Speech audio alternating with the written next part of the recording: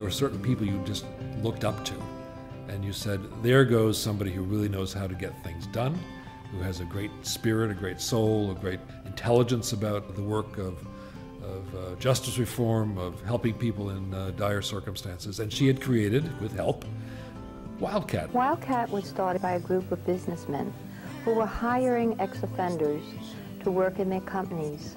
People respected Amy's judgment, her standing in the world. She was a civic leader of the First Order. Wildcat believes that people are very redeemable if given a chance, and Wildcat gives them that chance.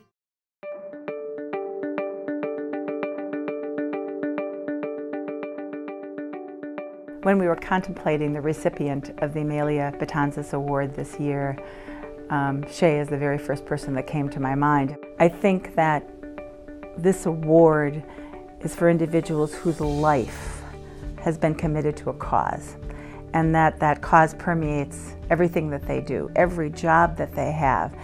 And isn't that Shay? There's a theme, a thread that runs through his life that is one of integrity, of passion, and of unwavering commitment. And I think Amalia Betanzos would just love Shay. In 1977, a young Shay Bilchik launched his career as the Assistant State Attorney for the 11th Judicial Circuit of Florida in Miami.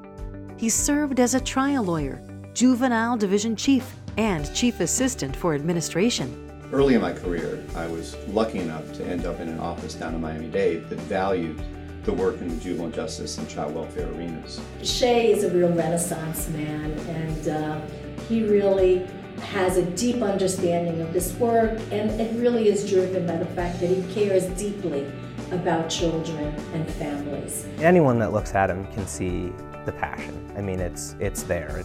It has permeated his adult life. He brought in, again, a different perspective, a broader perspective than most people had brought to that position, that you prevented delinquency also by giving young people skills, by making sure they had resources, by building their competencies.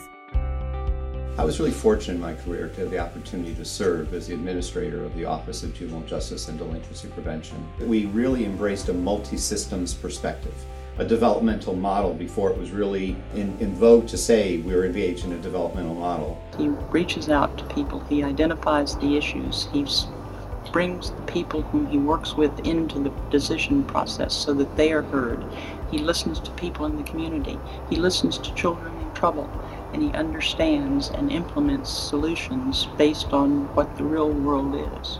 We looked at the pathways that young people followed into delinquency.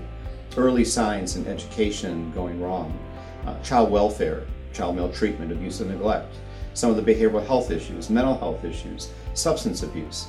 And we brought all those together in one venue and thought about what could we be doing in a comprehensive manner to have an impact at the local level, to really see reductions in juvenile crime, but also improvements in life outcomes for our young people.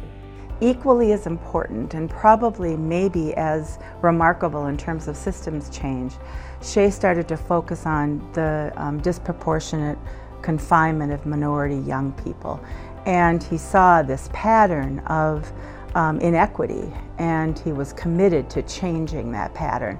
And I think he raised our collective consciousness. During my tenure at the Child Welfare League of America, I was really proud to expand the vision of the organization. Clearly, we're a child welfare organization. We're focusing on children and families involved with child maltreatment, abuse and neglect. We also realized that, again, we couldn't do our work in a microcosm, that many of the children involved in child welfare also were involved in juvenile justice.